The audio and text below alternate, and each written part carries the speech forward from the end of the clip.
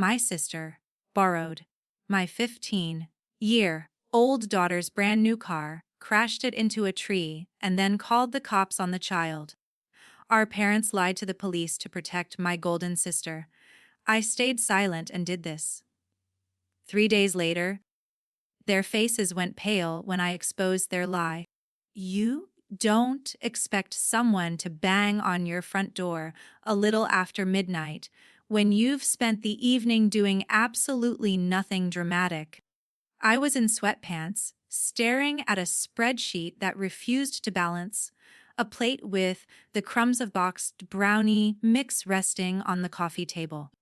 My daughter, Lily, had said goodnight an hour earlier.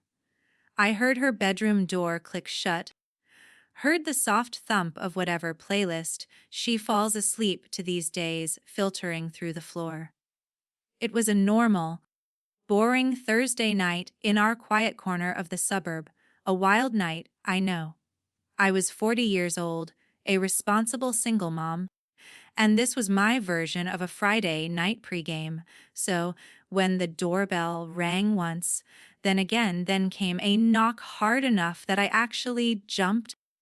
I thought maybe it was a neighbor needing help with a package, or perhaps some delivery screw-up. I definitely did not expect to open the door to two uniformed police officers on my porch, both wearing that weary expression that said they would rather be anywhere but here. The porch light cast them in a harsh, unflattering glow. The air smelled crisp, like late October. "Ma'am Aubrey," the taller one said, checking the clipboard like he wasn't sure how to pronounce my perfectly basic name. "Aubrey Collins." "Yes," I said, my heart already doing something unpleasant and erratic in my chest. "Is everything okay?" They didn't answer that. They never do in the movies either, I noticed, even as my mind raced to conjure every bad scenario. "Are you the registered owner of a silver Civic? Plate number?" He rattled off the sequence. It was my car, Lily's car. Same difference to the Department of Motor Vehicles. "Yes," I said slowly, bracing myself against the frame. "What is going on, Miss Collins?" The other officer said, his tone softer, professional but not unkind. "Your vehicle was involved in a collision about 40 minutes ago. Single car crash into a tree outside your parents' residence on Oak Ridge Lane." My brain snagged on about 4 incompatible things at once. 40 minutes ago, a tree outside my parents' house, my car, and the certainty that I had been home all night. "I think you've got the wrong," I started, then immediately stopped myself. Because that's exactly what the guy in every bad true crime documentary says before they cut to the mugshot. "I haven't left the house all night," I said instead, choosing my words carefully. "And the car should be right in my driveway." I glanced over my shoulder, but the dark driveway was empty. My car, Lily's car, was gone. "Ma'am," the taller one said carefully, his face unmoving, "we need to speak with your daughter." Witnesses at the scene identified her as the driver who left and came home. "We're not making assumptions. We just need her account." There are moments when your body reacts before your mind catches up. I felt my stomach drop and my palms go instantly cold. And at the exact same time, some stupid, administrative part of my brain thought, 15. If she drove into a tree, she is absolutely grounded until she's 30. Then the rest of the information landed with a terrifying weight. "Lily?" I repeated. "No, she's been here. She's asleep." The officers traded a look, and it was not the "oh, good, this was a mistake" look. It was the "this is going to be paperwork" look, heavy and professional. "We're not here to accuse her, Miss Collins," the second officer added, his voice still low. But people at the scene reported otherwise, so we have to follow up. People at the scene. Not your parents, not your sister, just people. The generality of the phrase, paired with the specific address of my childhood home, made my stomach twist harder. A cold dread that had nothing to do with a crashed car and everything to do with a lifelong pattern began to settle in my bones. Okay? I said, because my brain had apparently lost access to any other word in the English language. Okay, can you give me a second? I left the door open, both officers visible in the frame like an unwelcome painting, and walked down the short hall to Lily's room. The hallway nightlight threw that soft, familiar orange glow over her door, the same glow it had cast when she was 5 and scared of monsters. Now, the monsters were in uniform. I knocked once, a soft tap, and opened it just a crack. "Lil," I whispered. She was exactly where I had left her, tangled in her blue duvet, hair wild and face creased from the pillow. Her eyes blinked open, unfocused and heavy with sleep. "What?" she mumbled, her voice thick and slow. "Is it morning already?" She was wearing the same oversized camp tee shirt she'd put on after her shower. There was mascara residue under one eye from where she'd been too lazy to fully scrub it off. She smelled faintly of the lavender lotion she used religiously every night. This was not a kid who had just committed a felony and sprinted home 40 minutes ago. This was just my child, safe in her bed. "There are police at the door," I said quietly, the simple words feeling monumental. That woke her up entirely. Her body snapped upright. "Why?" she asked, her voice tight, suddenly stripped of all sleepiness.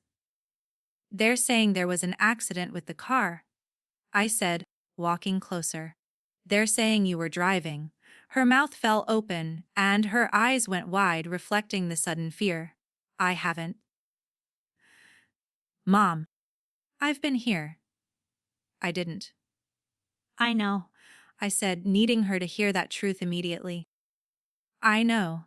I stepped aside so she could see the uniforms planted in the hallway through the open bedroom door. Her face, in the space of a single second, went utterly pale. The sight of the police was a physical blow to her. "Miss Collins." One of them called from the hall, impatient but polite. "Can we speak with your daughter, please?" I squeezed Lily's hand once, a hard, quick squeeze, and nodded toward the living room. We walked back together. She tucked herself slightly behind my arm, a subtle gesture that showed how quickly 15 years old could shrink back down to 9 under pressure. "Lily Collins," the shorter officer said, holding her gaze. She nodded, unable to speak. "Can you tell us where you've been tonight?" he asked. "In your own words." "She's a minor." I cut in automatically, before the fear could turn into a disastrous confession. Part of me wanted to scream, "Are you serious right now?" But the practical side took over. "You can ask, but she's not answering anything without a lawyer present." "Ma'am," the taller one said gently. "We understand. We just need to confirm details about what witnesses reported, that's all." His tone said everything he wasn't allowed to. Whatever story they'd already been fed, it wasn't favorable to us. We were fighting a prepared narrative. "Where's the car?" I cut in, shifting the focus abruptly. "Excuse me. You said the car was involved in a crash." I repeated, my voice steady. "Where is it now?" "In the impound lot," he said. "It wasn't drivable. The front end was significantly damaged. Totaled, of course. My years of savings, totaled. And the people at the scene?" I asked, my voice dropping to a dangerous calm.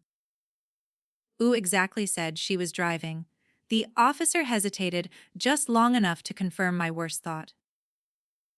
We can't disclose that, but we did receive multiple statements. Multiple. Not one, not someone confused in the dark. Plural. And they wouldn't tell me who. That was almost worse than naming them. Lily, I said, keeping my voice steady, making sure she only heard me. Did you drive tonight? She shook her head so hard her hair whipped across her face. No, she said, her voice barely more than air. Mum, I swear I haven't. You have the keys. I've been here. Please tell them. She has a learner's permit, I said to the officers, making sure they understood her limited experience. She's only driven with me in daylight twice. You can check any camera in this neighborhood. She did not take that car tonight. There's no one alleging she had permission. The shorter one said, the concern is that she left the scene. He stopped. He stopped because I think the look I gave him could have cut glass. I understand your concern, I said slowly, tasting every word.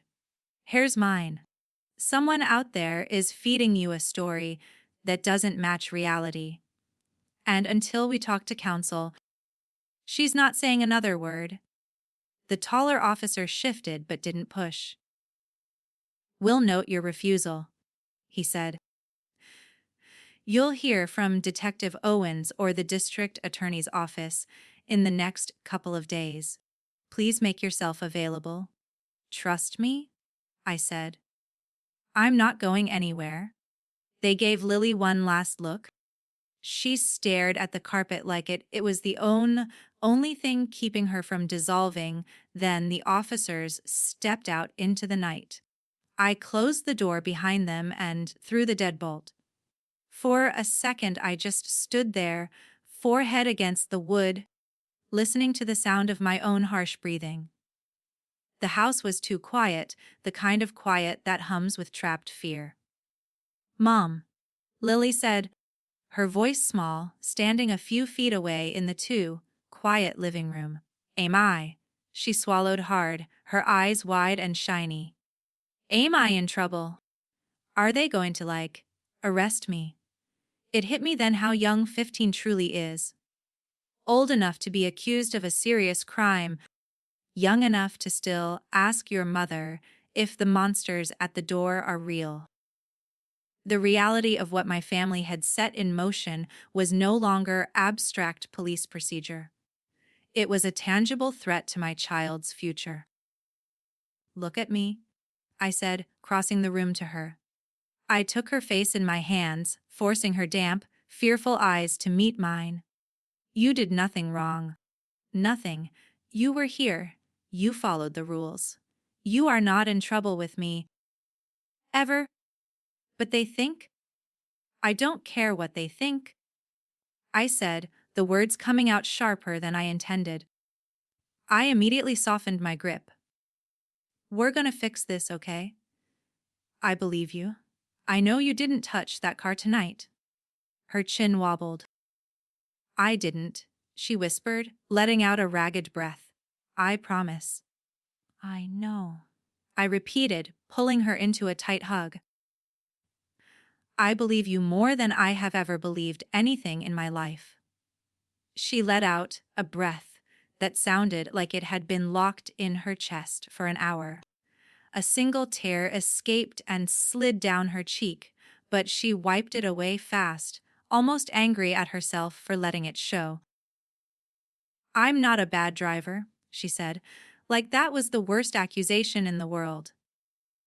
You're a careful driver, I corrected gently. That's why I bought you the car. The car. The sight of the empty driveway. The memory of my parents' address on the crash report. Do you think Grandma and Grandpa really said that? Lily asked, her voice hushed. That they saw me. My heart twisted, a cold, painful knot. I didn't know the exact words they used, but I knew the source of the lie, and the idea of calling them to ask felt like handing them my throat for the final cut. I don't know what they said, I admitted truthfully, though it cost me. But whoever talked to the police didn't tell the truth. And we will find out who. I sent her back to bed. She was exhausted and traumatized. After I turned off her light, I stood in the quiet darkness of my kitchen, and the past 24 hours crystallized into one terrible realization. The midnight knock wasn't the worst of it. The worst was what it exposed. When your sister is 10 years younger than you, people always assume you'll feel protective of her. They don't picture 16-year-old you babysitting a cranky 6-year-old while your parents go out because you're such a big help. They don't picture 20-year-old you home from college for the weekend, walking a hungover 10-year-old Jenna to the bathroom because your parents thought it was funny when she tried a little wine at family dinner. They certainly don't picture 40-year-old you standing in your kitchen at 1 o'clock in the morning, realizing that same golden child just tried to feed your kid to the wolves. Growing up, Jenna was the baby. That was her entire job description. She's still learning. Mom would say when Jenna broke something that wasn't hers. She's just expressive. Dad would say when she screamed at waiters. I was the responsible one. That was my job. You know, Jenna is sensitive. Mom would often tell me, "You're older. You should understand." Funny thing about that phrase.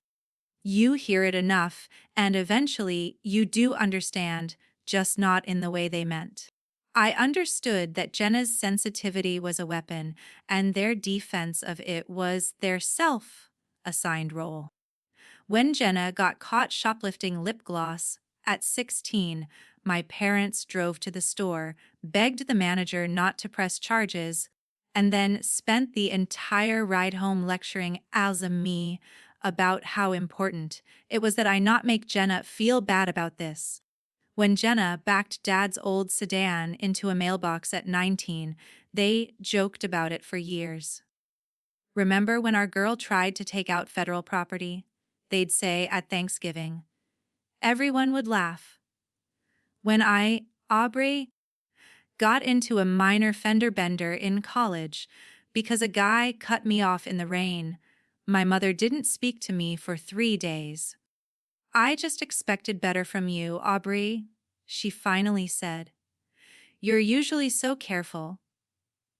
Translation: my mistakes were character flaws. Hers were amusing anecdotes. By the time I was in my 30s, divorced, working full-time, raising Lily, the script hadn't changed. I was the one they called when they couldn't figure out their online banking, when their internet went out, when they needed rides to doctor's appointments. Jenna was the one they called our free spirit, as she moved in and out and back into their house, changed jobs every 6 months, and somehow always had money for new shoes. Jenna just hasn't found herself yet, Dad would say, pouring more gravy. You were always so focused. Focused is such a polite word for on your own. I learned to stop expecting fairness a long time ago. I learned to stop trying to convince them that maybe, just once, they could hold Jenna to the same standard they held me. It was like arguing with a church about their favorite saint. Then I had Lily. And for a little while, the whole toxic golden child ecosystem didn't matter. Lily came into the world already apologizing. She was the baby who cried whenever anyone else cried. The 7-year-old who would double-check that she'd done all her homework, then ask if there was anything else she could help with. Her rebellion was forgetting to put her dishes in the sink. At 14, when most kids are begging to bend rules, she was the one reminding me of the speed limit. The car was the one thing I'd let myself feel truly proud of. Years of scraping together small savings so that when Lily turned 15, I could hand her something solid, safe, and new. Not flashy, just freedom with airbags. On her birthday, my parents and Jenna came to our house for cake and the big reveal. When Lily opened her eyes to see the silver Civic in our driveway, she made a sound I'll remember until I'm old. "Mom, no way," she whispered, tearing up. My parents clapped. Jenna didn't. She was too busy staring at the car like it was something she'd ordered, but someone else got first. "Must be nice," she said lightly. "New car at 15. I didn't get my first until what? 21. Inside, Jenna hovered near the door, her gaze flicking straight to the hook where the keys hung. Later that day, she asked, "Think I could take it for a quick spin sometime?" "Absolutely not," I'd said, laughing it off. Nice try. A few days later, she dropped by again. And now, tonight, when I looked at that hook in the kitchen, one key was gone. And I had the terrible, clarifying sense that whatever happened next wasn't an accident. It was the final, inevitable act of the golden child, and I was finally ready to refuse my role as the responsible scapegoat. I turned my back on the empty key hook and the ghost of my sister's entitlement. I wasn't the 16-year-old forced to forgive shoplifting anymore. I was the 40-year-old who had watched my parents sign away my child's reputation. That old script was finished. The next morning, my inbox had a reply from the attorney whose name I had hastily found online, Ari Kaplan. The message arrived at 8:02 a.m. sharp. "Got your message. I can do a video consult at noon if that works." Someone somewhere was officially on our side. Wild concept. Lily said from the doorway, breaking my concentration. She looked like she hadn't really slept, still wearing the same hoodie and bun, with dark circles under her eyes that did not belong on a 15-year-old. "They're not coming back, are they?" she asked, her voice small and hopeful. "Like, right now?" "Not without calling first," I said. "And next time they talk to a lawyer?" "Not you." She nodded, picking nervously at her sleeve. "Am I supposed to go to school?" she asked, because of course she did. She felt guilty for missing class even while potentially being framed for a crime. "Today your job is to not collapse," I said, walking over and placing a hand on her cheek. "We'll email your teachers later." At noon, I clicked the video link. Ari Kaplan looked exactly like expensive wood if it wore a tie. Solid, professional, and slightly aloof. I gave him the short version, Lily's permit, the birthday car, my parents' house, the midnight knock, and the story the officers said they'd already heard from my family. He listened, took notes on a yellow legal pad without interruption, and finally leaned back. "Okay, Miss Collins," he said.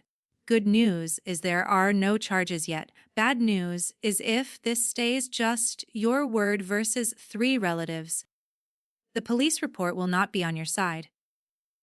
"So what do we do?" I asked. My hands were balled into fists under the desk. "Step 1. Lily doesn't talk to police without me present." "You already aced that," he said, giving me a tiny nod of professional approval. "Step 2. We gather proof. Anything showing Lily was home at that time, and anything showing your sister had the car."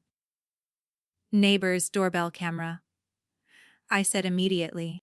"He practically runs a surveillance operation on Amazon packages. He has 6 installed." "Perfect," Ari said. "Nicely ask for footage from last night. And get me screenshots of Lily's activity from that window. Messages, calls, whatever." I'll pull the incident report. I need to see exactly what your family told them. Can you fix this?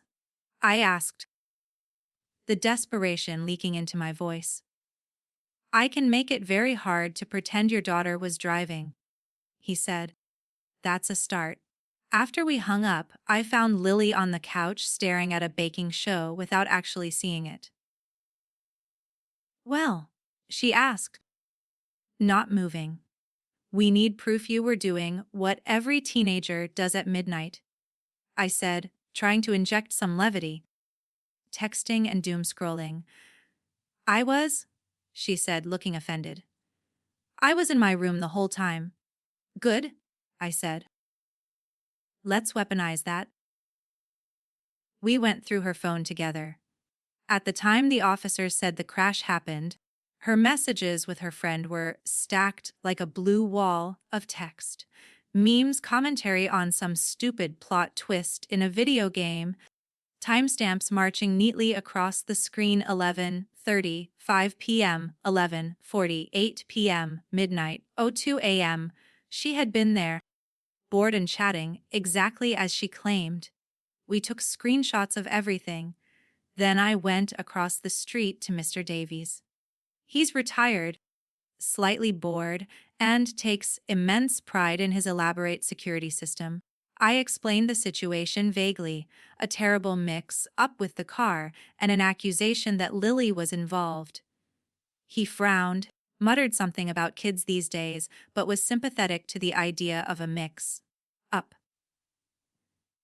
Let's see what we've got, Aubrey, he said, ushering me into his brightly lit garage where he kept a multi-screen feed.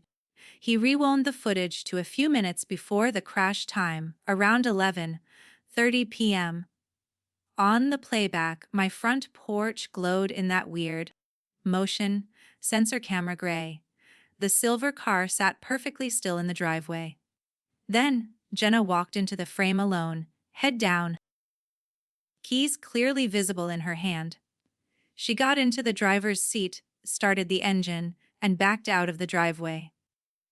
There was no second figure. No 15-year-old lurking in the shadows, just Jenna and the silver car, driving away and out of sight. My stomach twisted into a hard, cold knot, but my brain filed it under Exhibit A. It was definitive. It was undeniable. He emailed me the clip immediately. I forwarded it and the stack of phone screenshots to Ari Kaplan with a simple subject line, "Here you go." An hour later, my phone rang. It was Ari. "Got the video," he said, his voice flat with professional satisfaction. "It's great. It's clean, Miss Collins." The timeline is perfect. I gripped the kitchen counter with one hand, ready for the next layer. And the report. Got the report. 2, he confirmed. Do you want the infuriating part now or later? I've been training for it since 1988, I said. He exhaled through his nose, the kind of breath lawyers take when they're about to deliver something corrosive and undeniable. All right, Ari said. The report says your sister, Jenna Collins, claims she was at your parents' house the entire time. According to her statement, she looked out the window and saw Lily driving alone right before the crash. My stomach dropped, but he wasn't done yet. And your parents, he continued, his voice tightening just a fraction. Back that up. Both of them. They told the officers they saw a young girl who was definitely Lily behind the wheel. I closed my eyes for a second. All I saw was my mother's face, at Lily's birthday party last week, smiling like she'd invented grandparenting. And that's written. Ari added, in signed statements. I let out a slow, controlled breath. So, they picked a story and committed. Great. There's more, he said. They included little details. Stuff like, Lily has been getting more confident lately, and that I've been letting her push boundaries. None of it criminal, but enough to paint a picture.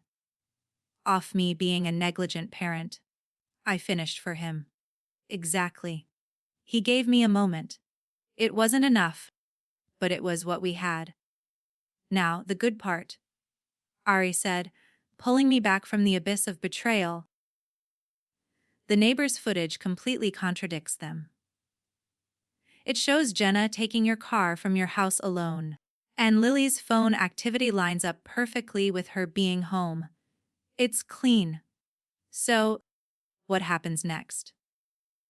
I'm sending everything to Detective Owens today, he said. I'll flag it for District Attorney Whitman as well. Once they see this, the narrative shifts hard.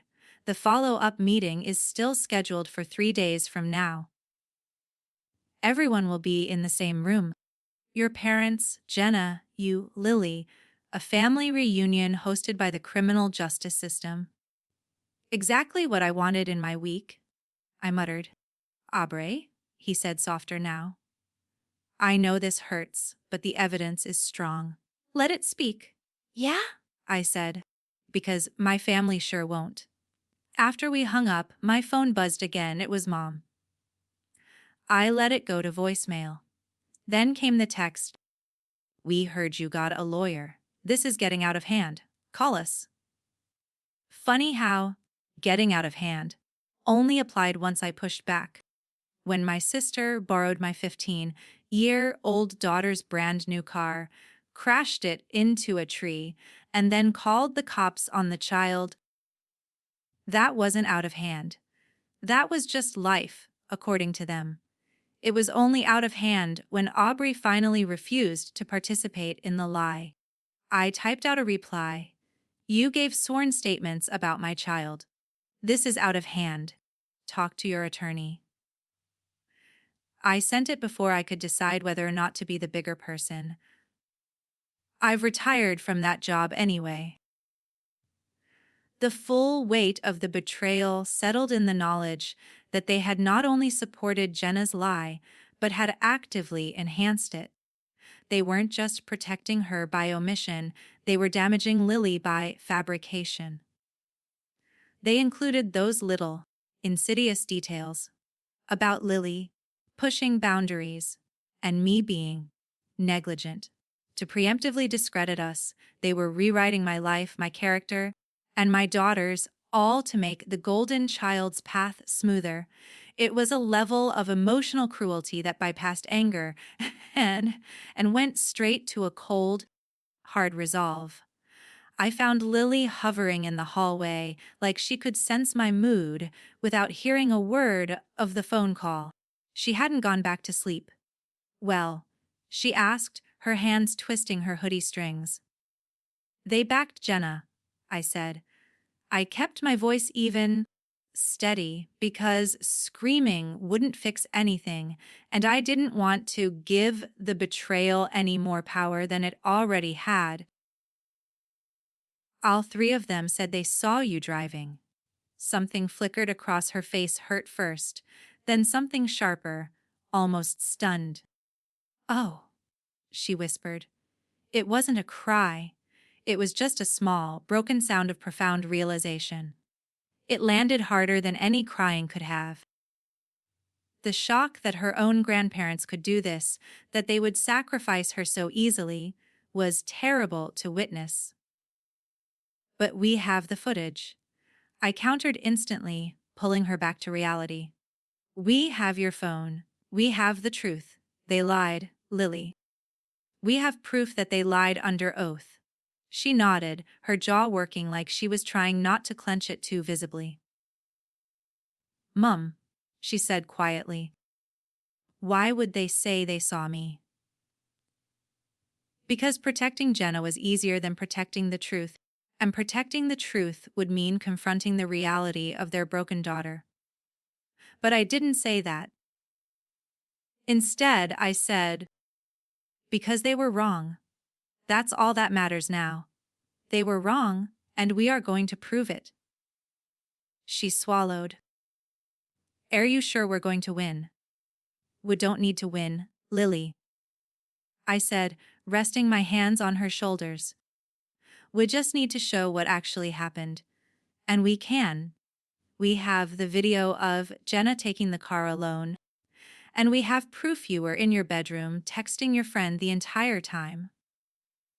The facts are on our side. She took a deep breath, studying herself the way she does before school presentations. Okay, she said. Okay. I rested a hand briefly on her shoulder. She didn't pull away, but stood taller. For the first time since that knock at midnight, she didn't look terrified. She looked resolved. Small, but steeled, and honestly, I felt the same. My parents could write whatever stories they wanted. Jenna could pretend the truth lived behind their curtains. But they'd forgotten one tiny inconvenient thing. Cameras don't lie. And neither does my kid. Not this time, they chose their saint, and now I was going to make them pay the offering. My sister borrowed my 15-year-old daughter's brand new car, crashed it into a tree, and then called the cops on the child. Our parents lied to the police to protect my golden sister. I stayed silent and did this. 3 days later, their faces went pale when Ari Kaplan walked into that conference room carrying a folder full of irrefutable evidence. The next 72 hours felt like a lifetime of quiet preparation. Ari sent me the final strategy outline: keep Lily calm, do not engage with the family, and let the detective introduce the evidence. The moment of admission has to come from their side, he stressed on our last call. We want them to hang themselves on their own statements. I spent hours running scenarios in my head, steeling myself for the confrontation. I wasn't preparing to win an argument. I was preparing for a formal, legal declaration of war against my entire bloodline. It was terrifying and absolutely necessary. I packed a small bag, Lily's phone log printouts, the USB drive with the surveillance video, just in case, and a half-empty water bottle. When I looked in the mirror, the woman staring back wasn't the meek Aubrey who had tolerated decades of parental favoritism. She was sharp, eyes clear, and ready to walk into the final confrontation.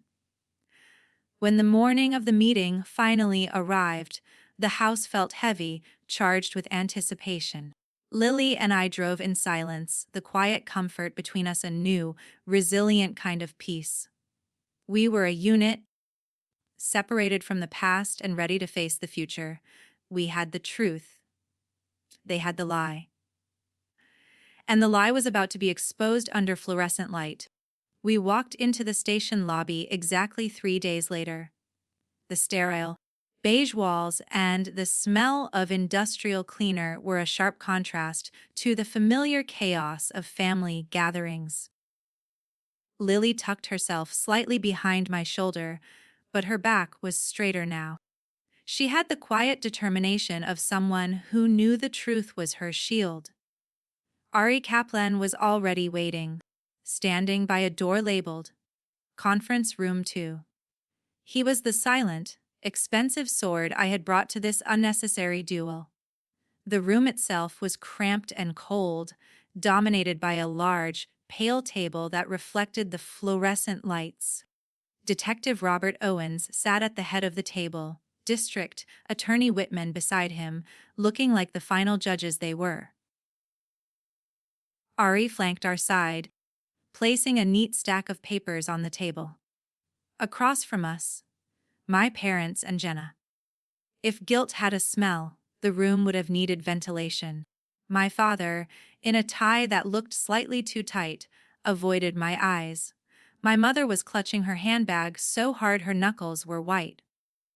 Jenna, the dramatic center of attention she always craved, managed to look both terrified and deeply offended. She was wearing sunglasses perched on her head, even indoors, a futile attempt to project cool confidence.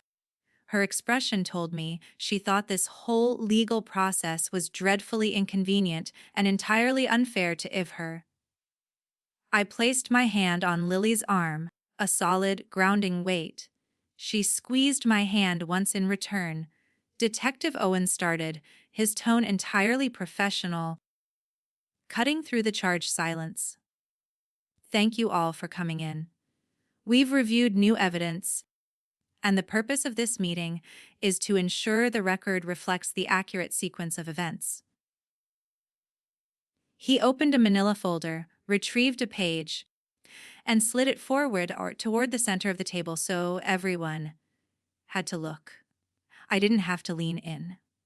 I knew exactly what was on the paper. It was a still frame from Mr. Davies's security footage. Jenna in front of my house, alone, looking down at the keys in her hand.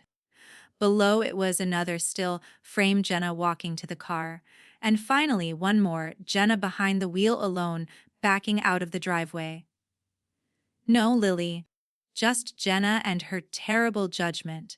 My parents' faces, which had been pale with apprehension, now went a stark, shocking white. Jenna blinked rapidly, staring at the image like it was a deep fake or a magic trick performed solely for her embarrassment. In addition, Owens continued, his voice steady and devoid of judgment. Lily Collins's phone data shows uninterrupted activity from her home during the time of the crash. Texts, streaming, everything consistent with her being at home. The timestamps align perfectly with the video evidence of Ms. Jenna Collins driving the vehicle away from the residence at approximately 11:35 p.m. The silence that followed was so thick I could hear Lily swallow next to me. District Attorney Whitman, a severe man in a well-tailored suit, looked at my parents. He didn't raise his voice, but the weight of his question was immense.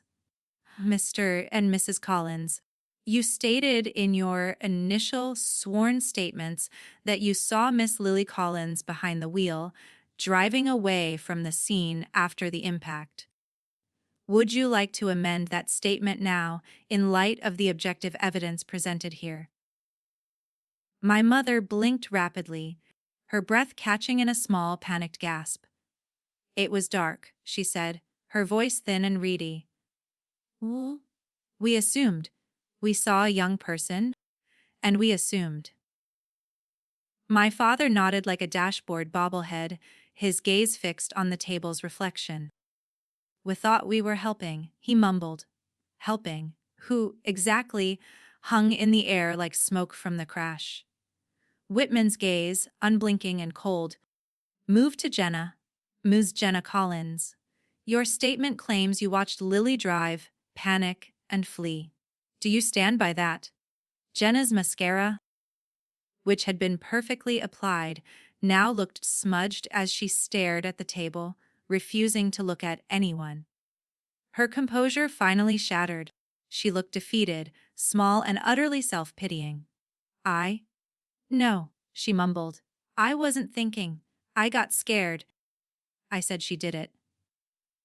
For a moment, the room didn't move. Lily's hand tightened around mine just once, hard enough to be a message. It was a confirmation of the bond between us, stronger than the betrayal happening across the table. Whitman closed the manila folder with a quiet snap that sounded, in the oppressive silence, like the crack of a gavel.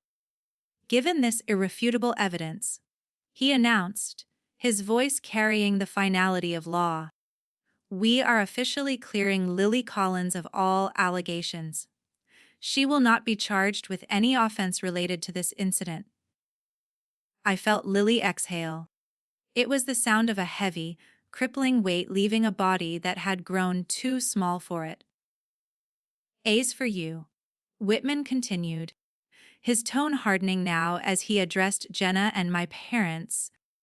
This office is reviewing possible charges related to filing false statements and knowingly providing inaccurate information to police. This level of fabrication involving a minor is serious. My mother made a small, wounded sound. It was hurt, outrage, maybe both, but no one, not Jenna, not Dad, rushed to comfort her. They were too busy drowning in their own consequences. Whitman turned to me, the only witness to the emotional implosion on the other side of the table.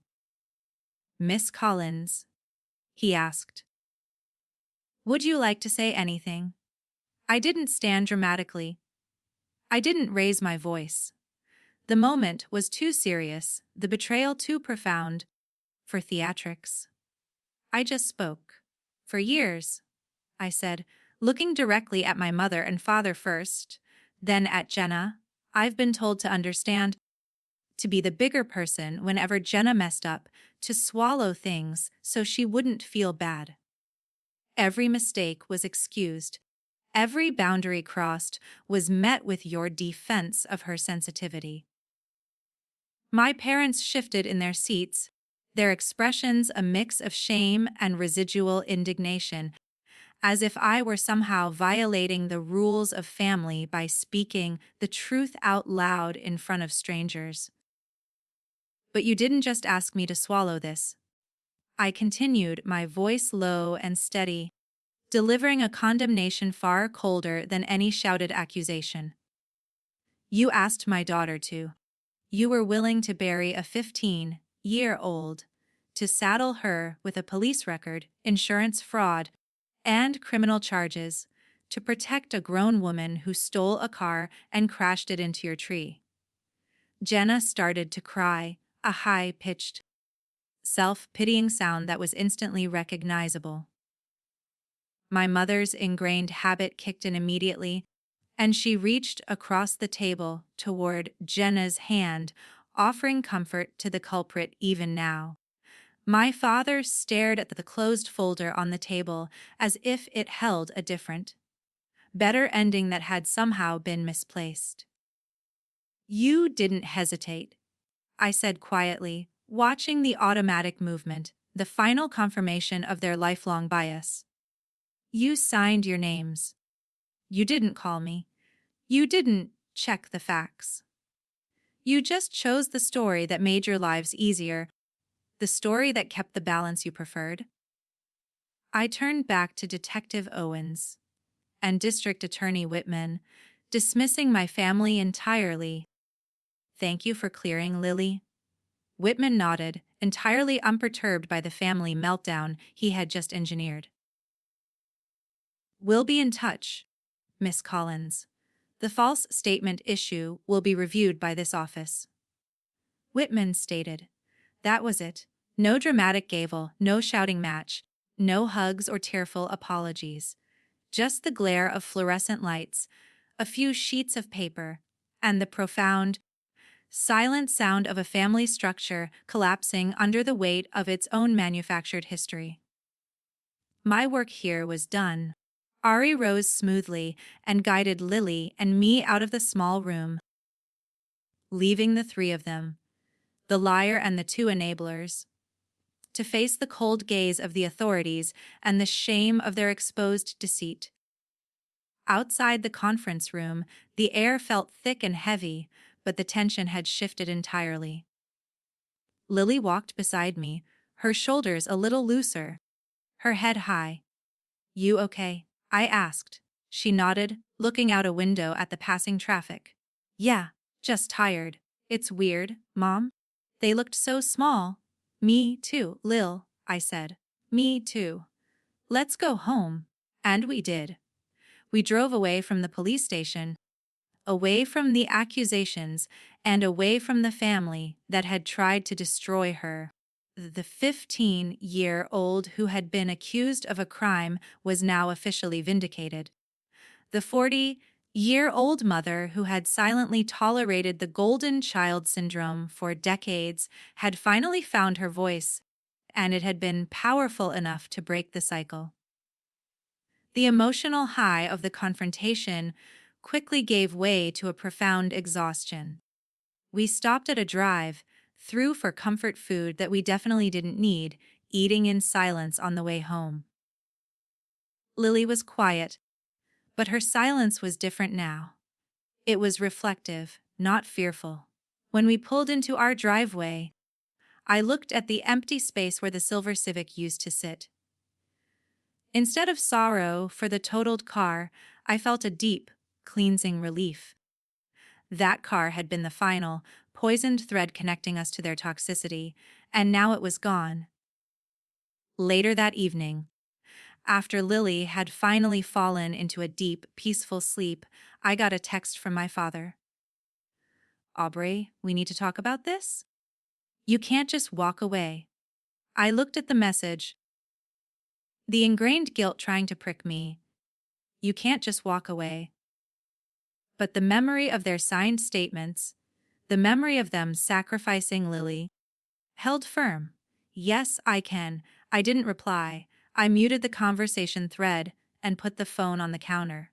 The air in my house was clean, uncontaminated by their excuses. I had spent my life cleaning up Jenna's messes and buffering my parents' favoritism. That job was done. My new job was protecting the quiet peace we had just won. The realization settled over me like a comforting blanket. They were no longer my problem. The legal system was now their problem. The consequences of their choices were now their responsibility. I had broken the chain, and the freedom of that knowledge was intoxicating.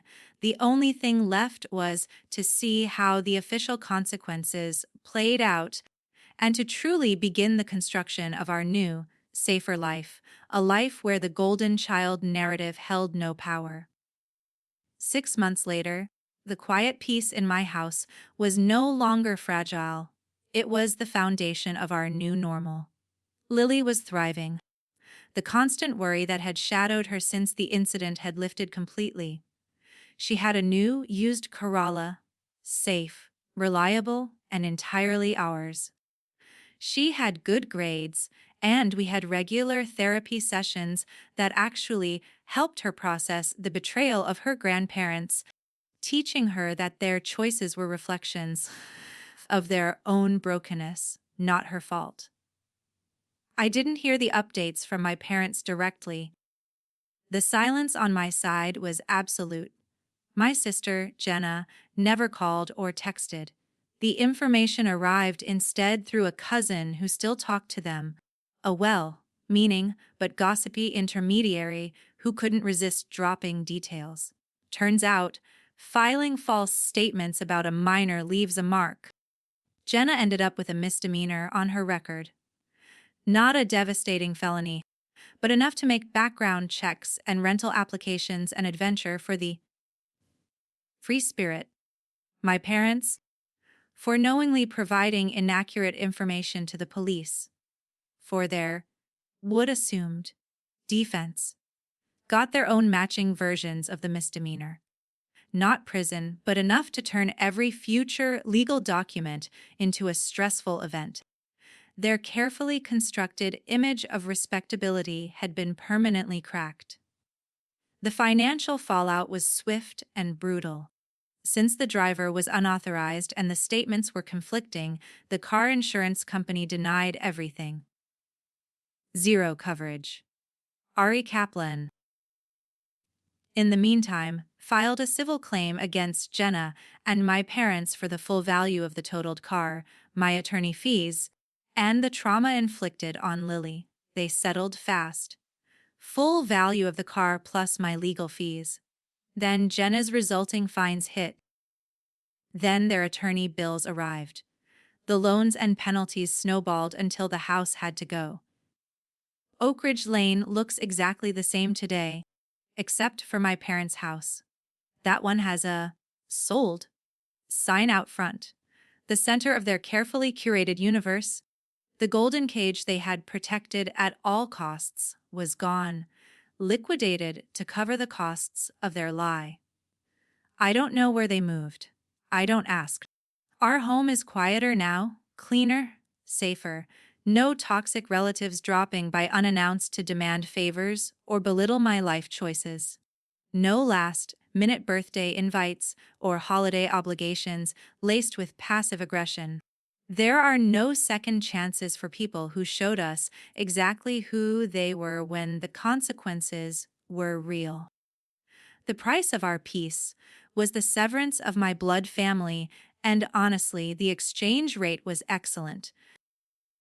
I used to think my role was to manage the drama, to absorb it so Lily wouldn't have to. I thought that keeping the peace meant keeping silent. But the night the police came, I realized that silence was just complicity. My transformation wasn't just about protecting Lily, it was about finally protecting the 15-year-old version of me, the one who was always told her mistakes mattered more than her sisters. I did not let them bury my daughter. And in the process, I finally walked away from my own grave. The feeling of freedom is something I still wake up and marvel at every morning. I chose truth, and I chose my child.